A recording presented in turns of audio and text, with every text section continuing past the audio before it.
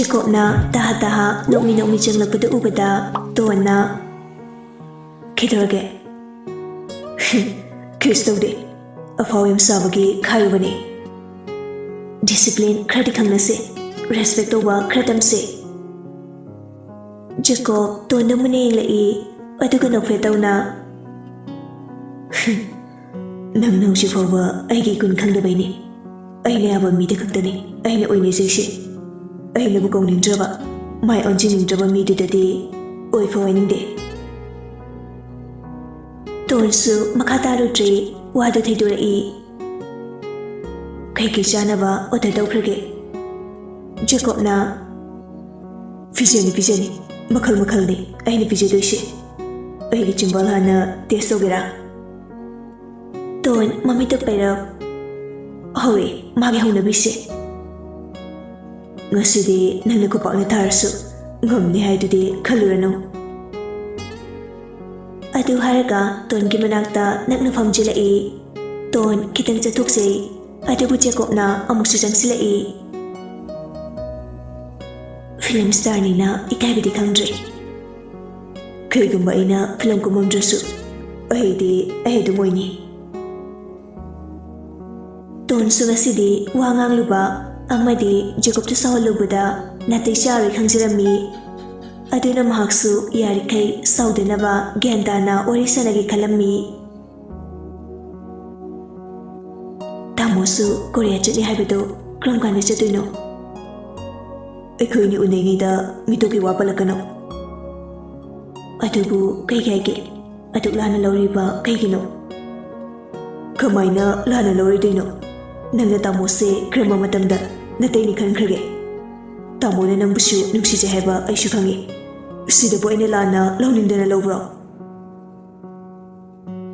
Ton, nga si Dimasado ipapakalami, pakumwaloy dapat Jacob ni, manarupa ka na rin kalami, ngeha tuminalerami. Jacob na makut na maduna, ton da ko lai, atu kaharap luktarai. Nangay si, nung dinang shibra. Tondi mihaliyaw trabani, Jacob na magi ason bakang trabadi, kudong jabalaw kisya kalado na pakatabasay bani. As, ay kang didako. Kayo no, kang daisi. Nanggita mo'y da parok ba, ihulado po, kang daisi kayo no. Kaya di no, giyatati. Hari iba wado, kraniglap na hari paduda, Jacob na kang lami, Ton masado pakatlehay ba? Kaya gino pakalido na. Kesto di. Jacob ki makut amado na ton gimamay do mangolong doon sila Jacob na muna yung laga. Mahigangang sila isna kaya gi. Kaya ni po ahan mo na bro. Ton solfaw ba ning katam na honjeram di mamay doon mo sat asom doon toki. Kaya na nupisit. Ngasidi yang pakat pamalida. Bityam na inalakpan bitti tutik na risi. Tako, pasana wari sana si ko, saw na risi. Aduga, katukaran su tong na risi. Ses, wamang hanayali ko. Ay di katukaran tawag kayo nalakpan Tang na bata dasik lay ko. Ito bata unar siya ay di nga sana kami nang bakit ka ni Heva.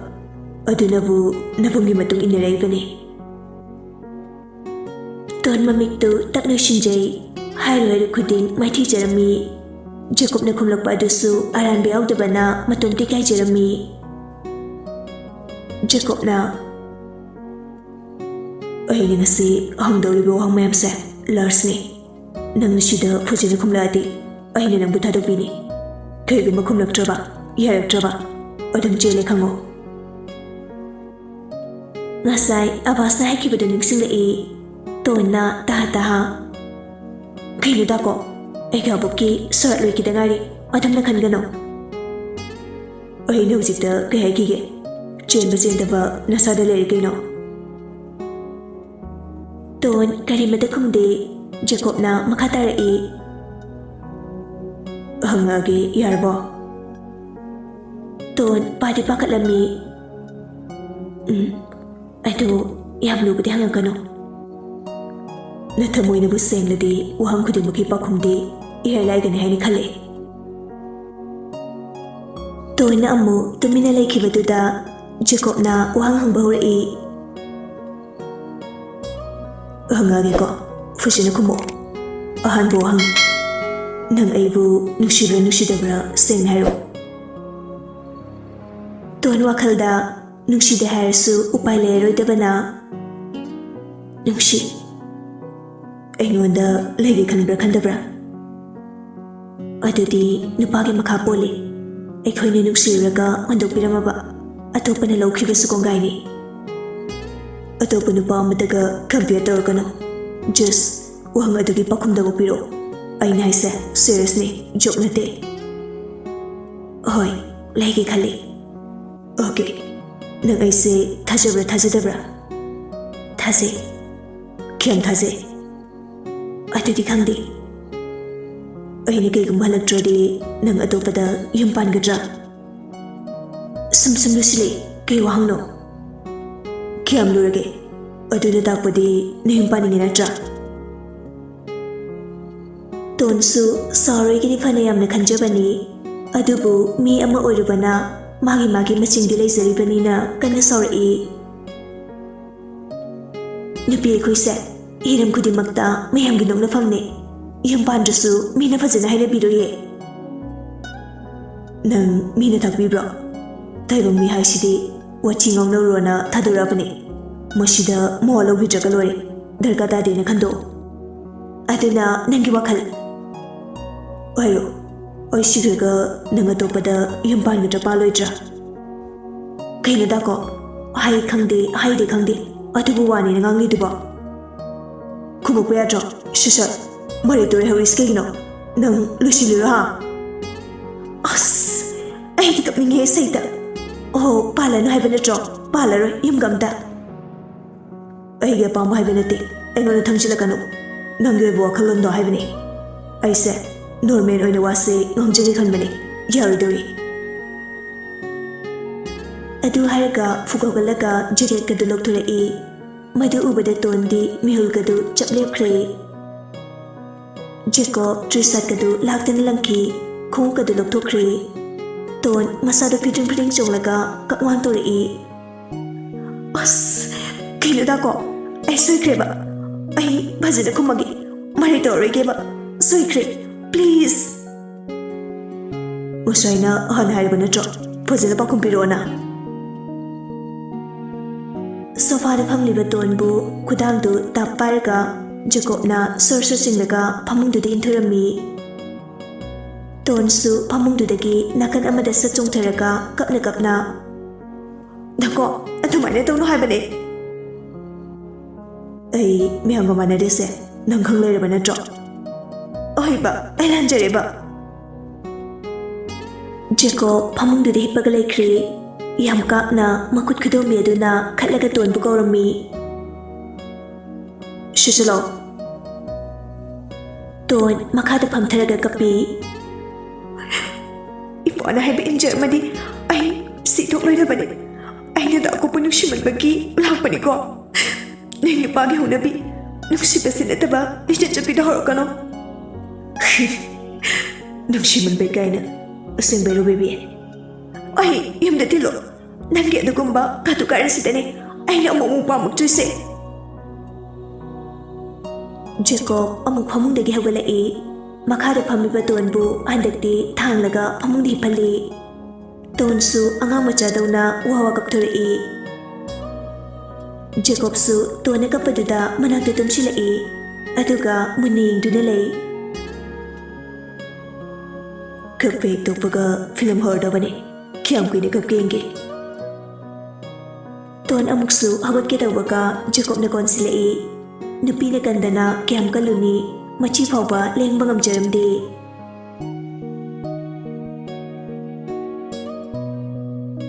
Somdana Jack kathazagana chana thaknaba order tawkhibasingdu yamne nuksina chaminarami. Jack na Nangna thazagada thazarodra haibadi aishu khangdre. Thaina class 10 karukpadaida imanaba mayamna atopa section gi nupi amakak simbiki chahi amamukti khangnarami matamduda aidi ihei tamlibanina babadagi pisa nuksa demand kya tawjiramdi aduna nupiduna ningba thungdabadagi ahibu hundokpirami adaini aina matik chadru fawba nupi amata hana yenglaroni yengaktrise ada matamdugi nuksibadisu punsigi tangak amani Aujiki nuksibasina punsigi oregi khalabani aroibasu oregi khale nangi mochayo thazena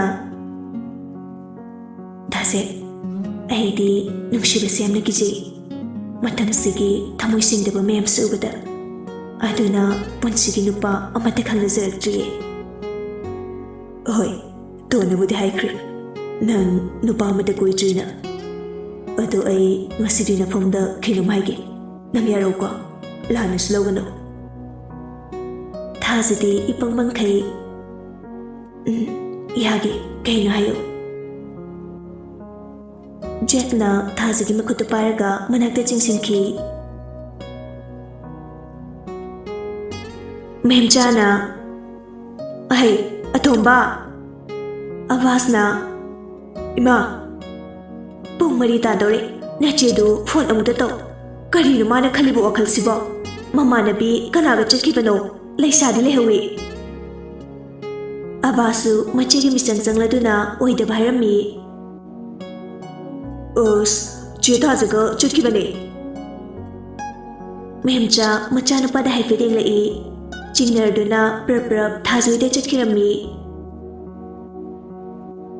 ichi thaba hoiche Tabasu tardana thuri Ahima mehmja kaidore Aikoi ibemaga thajaga chakhe aisibu thajasu halaktribo halaktriye aisu pung mari tarakpasida matha saramani makhoi ani sakhiba oradi wakhalse khara phare o phare aisu amuk thangluge na lakpani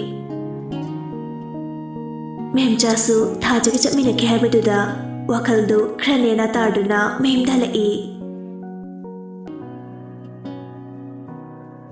Somdana ton kapi Jacobna Os ton kwenu angam muchari tata Tonna Daring jalo sa Oi ning haijuna Ai kamaina yam dan toino Nangna siyam patri sa kaigino Imana ai halani ye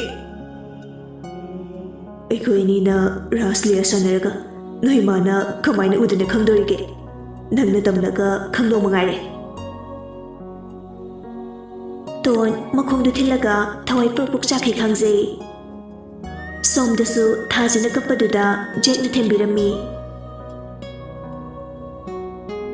ahinangbu soiduna umu lobulakhini promise se kakono pumari tare thembirage Thaja tatna Ngaiko Aikoi tonsu Jacob unabani Chakrabi yamuge Nacha nupina nupaunaraga yengi haisibu kaino Os Aina haidi Thumbayadani Nangshu bhabdi Jack thoraktuna Jacob ki room aduda thilai Jacob na manungdagi Kaino Jack na Pung mari tare thilurse Oi shisilo Tona sauraga Minnai misa Wow Ton washroom da mamai ga duta thuklami kapubagi mamisu pomli Ehi bithaza ubang ang kitro Machine pase yam patris kay ginoba Jacob su washroom da changai Napado ba amuk changai ra Jacob na makut khanaw bidu thangalai ton phathokri Jacob nokmi lehewi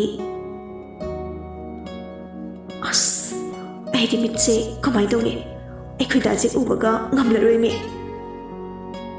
Jacob su tarduna washroom dagi thoraga mara leirabani makoi ni su kaisu khaluno Nangna oktraga mi kudimak oklamoi na khanbra Nupa kudimak okte se khangjilo baby Daning deso nasak tuga nungsi hengalakro ore hoi hoi ayeng dagi jerja hengala dangni yengo makoi ani na thorakpada jeka thajagasu ngaiduna lerami napi ani do haife noknei hoi mai de haine de jekna thaja lao thajana tona thaja orang jamina se khralap na ngairamge hoi makoi mari tunga mangalak minei mai mai gi thorak pakar singdo parking dagi lauraga hanarai jeko ton kar manungda walang amata ngangnade jacob na kaino tumi leiduba kaistawde aise yam thajidabri momne ton karimata khumde jacob na makhatari hoi ai khangi ishani isase yam ngaushine heba adubu ton film oikriga aigi laptadi nangna ahanma nungshijabani aroibashi oini mase aigi wasakni matamdo yaudu faudi nangna ai thajidaba yai aiko inigi panthum adu fau yaudu faudi nang aibu warugano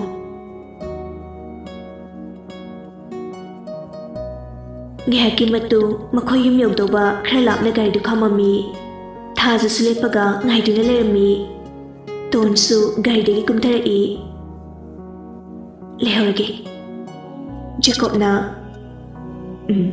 phone to pa yagadra oyindi ai una chatlani tona oi furjamo fujina lermo tonsu thajigi manak nakna la ami nupi ani do wari sana sanarga lakminari mehmchasu mari makhai tarakpa duda kongthongda ngaiduna lerami thabasu ngaiduna lerami thabana ahandi hale edana ichani se mehmchasu makhoi ni lakpada urduna wakhaldu nena tajarami thajana bhai lehrage tona hoi tonsu mehmdlai mehmchana imadi pakhalure kaige cheladrana is lori kai ga yorage noini bo thasaga dajiga khangnabani dajitu ahindigi changkrani adugi sum kaino machaminarubani aduga adukuiba kuiba suchaluri ma noi dajik tang lakbrane jacob sulai mehmcha machanupi dai pedinje e nafiga do hongluro matam se hekta khangoroi kai gaino loisinaba oima imong de hek changlapaga avasna oya lipstick temdre tona tapna khupaksani angangna ibaina lipstick sa topi kraba nugai dida ton mopada mamitu parapi ngamaga mangi ka de changkhri somdana hero anidu gari thona chutla narami jacob na jack tigi sup to law aga thaami jack so amu nauna churup ama chingkhachai nupani duna hegeropaga garage ta gari thojilakpaga roger ga mama ga mapaga su gari thojilai jacob na father kai chelino roshan na shopping chelubani ichani de kai de cheluba jack na kaka aide yum de chelubani ayenge che changlubani roshan na ichasu ayeng chelani haiba natro aguga rosni na ko nana kai de cheluba jacob na mama ai namau nupi unarubani thida angau basidi mangau thibu salamdri roger na Palem, Pantho, Changmo Roshan na kaya mukwali ke pulap kaka sila odana Os, chita salamo ꯖꯦꯛꯅ ꯆꯠꯀꯦ ꯇꯧꯕꯒ ꯔꯣꯖꯔꯅ ꯗꯥꯖꯦ ꯉꯥꯏꯈꯣ. ꯖꯦꯛꯅ ꯀꯩ ꯉꯥꯏꯈꯣꯕ father ꯃꯃꯥ ꯆꯠꯂꯣ ꯍꯥꯏꯕꯅꯦ. ꯍꯣꯏ ꯍꯣꯏ. ꯃꯃꯥ ꯃꯄꯥꯗꯨ ꯂꯦꯞꯇꯦ ꯀꯥꯈꯤꯕꯒ ꯔꯣꯖꯔꯅ ꯖꯦꯛꯀꯤ ꯃꯅꯥꯛꯇ ꯆꯪꯂꯛꯏ.